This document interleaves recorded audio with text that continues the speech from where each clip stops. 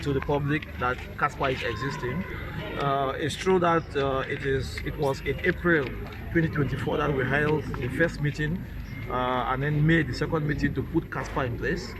But after that, we had to legalize the association.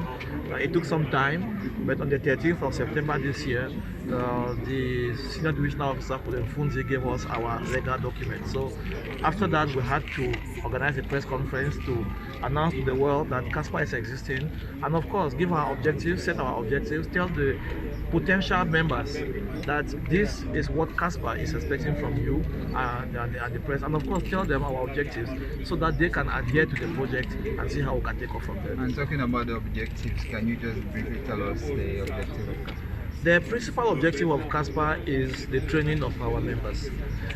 We've noticed that we have a couple of youngsters who come into the sports press milieu, and after a year or two, they find themselves nowhere because they must have exhausted the enthusiasm that they had, the passion that they had for it, and they don't know where to put their next leg. So what we do is try to see how we can bring them together, canalize them, and put them on rails so that they should always succeed in doing the job that they had passion for and do it diligently and on very good conditions.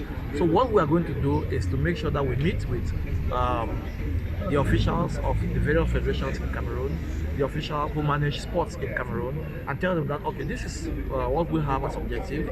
We also have an association that is coming up, and we want to facilitate the sports press milieu in Cameroon. This is what we think we can do, and if they give us those the responsibility, we're going to make the younger ones who are coming behind us live some of those sensational moments that some of us lived when we were like them, and that we have lived both in Cameroon and out of this country. See how we can facilitate the path for them so that when they get to where we are already, they will not have the difficulties that we had when we were coming up. And how can they get to CASPA? For now, CASPA is going to open up to the various regions of the country.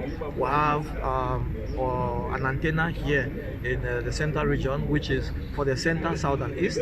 We're going to have one in the southwest, in the northwest, the northern regions, and of course in the west. What we'll do is the various heads of those regional antennas will gather their members or potential members, send to us for us to study their files and give them accreditation as potential members of CASPA. It is only after they must have paid their registration fee and membership card that they can become real members of CASPA. Thank you. You're welcome.